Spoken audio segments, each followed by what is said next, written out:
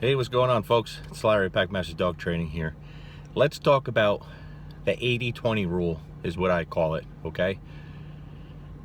You've heard me mention it before, where I talk about obedience is great, it's awesome, it's necessary for all the dogs, but that's maybe 20% of the equation. The other 80% is how you live with your dog, creating that behavior. I guess I just assumed that everyone understood that and practiced the same things. So a few days ago, I did an interview with Ian Grant from the Vermont Dog Training Podcast. Excellent podcast, by the way. If you haven't subscribed to Ian's podcast channel, please do. And he does a really good interview. He really does. So sorry if I'm shaking here. I'm trying not to. I just got done in the gym. So anyway, we were talking, having a great interview. I really enjoyed it. He does a really good job. I truly enjoyed that interview. But he asked me a question. I don't even remember exactly what the question was. And what I told him was, the way I see things, I've always had really well-behaved dogs. Like really well-behaved dogs. Long before they did any cool things, any fancy obedience, all of that stuff, before I used any tools, I had really well-behaved dogs. And the way I see it with my own dogs today and my clients' dogs is I break it down like this. Obedience is important. Right? We all practice obedience. We all teach all the basic, the commands, the down, the sit, the come, the heel, all that good stuff. It's necessary and it is important. But that's maybe 20% of the equation, guys. For me, 80% of what I do is creating the behavior I want, and that all starts inside the home, within the home. The bad habits that you have inside the home, the good habits you have within the home, that's what creates the dog that you have.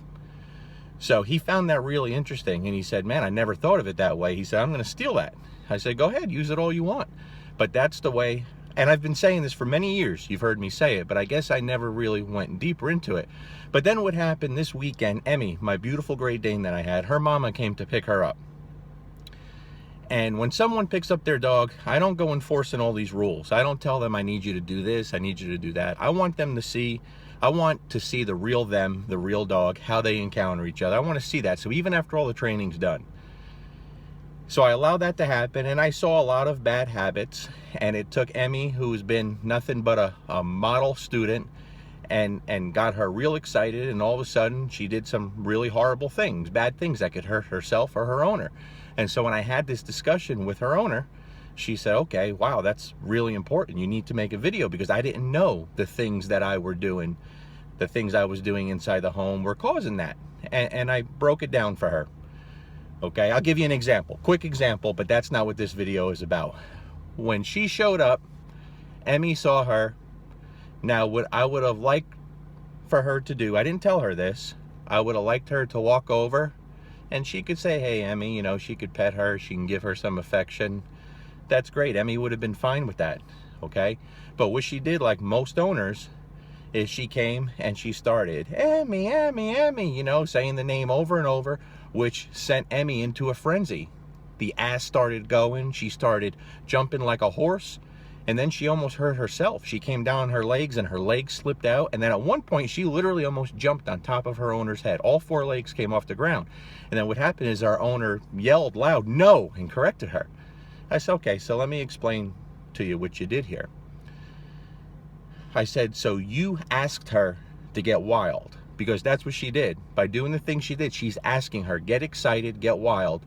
And then you corrected her when she basically did what you told her to. And she said, oh, I never thought of it that way.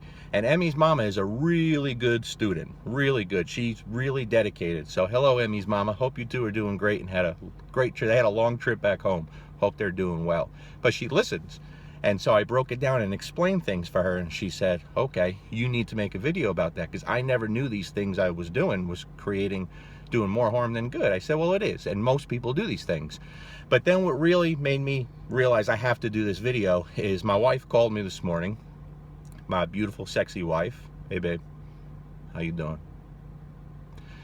And she had listened to the podcast, the interview I did with Ian on the way to work. Now, you got to understand, guys, my wife's been around this a long time. You know, she's got to be over it by now. But she said, wow, she said, that was a great interview. She said, you did a great job.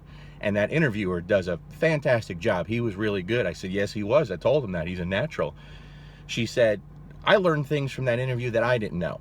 And she said, you have to talk more about that 80-20 thing. So now that's 3 people in 3 days that said, you got to explain, you got to push that harder, okay? She said, that's really eye-opening, and I never realized that you thought that way, but now looking back on it, I see that's what you do. So guys, long before there were any tools, before I used any tools, like I said, I had really well-behaved dogs, off-leash in public. No e-collars, no leashes, no nothing. I didn't do any basic obedience. I didn't work on down, sit, come, place. I didn't know what place was. Okay, I did none of that stuff. But we created a life with our dogs that showed them along the way. You've heard me say before, you know, I have 2 really well-behaved kids. I never once told my wife, hey babe, I'm going outside to train the kids. No, we raise them. We teach them along the way, okay? So if our government came down tomorrow and said all tools are banned except leashes and harnesses, ask yourself, how would that affect you? How would that affect you? I could tell you how it would affect me. With my own dogs, it wouldn't affect me at all. It wouldn't. My dogs would be the same because I did it long before there were any tools, before I used any tools. With my clients' dogs, it would only affect me one way, and that is I wouldn't be able to provide that off-leash freedom that I do now for my clients' dogs. That would be a game changer because that's very hard to do with a client dog. But other than that, there would be no difference because, like I told Emmy's owner, all the issues that she came to me with, I would have fixed them if we never worked on down, sit, come, place, heel, leave it, out, and any e-collar work. If I did none of that, all of her issues with the fear and insecurities and anxieties would have been fixed, okay? At the same time, if I would have pushed obedience really hard and never addressed the stuff in the home, she would not be okay today. So it's very, very important. To break it down even further, I guess I'm known as the e-collar guy, okay? I even wrote an article on it one time that says I'm not that e-collar guy. I'm a lot more than that. I don't fight that anymore because now I realize people mean it in a good way.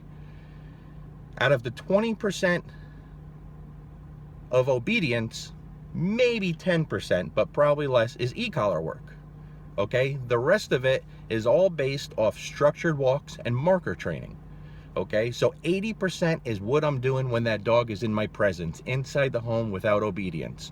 20% is basic obedience, all the commands you know, and, you know, somewhere between 5 and 10% is e-collar work.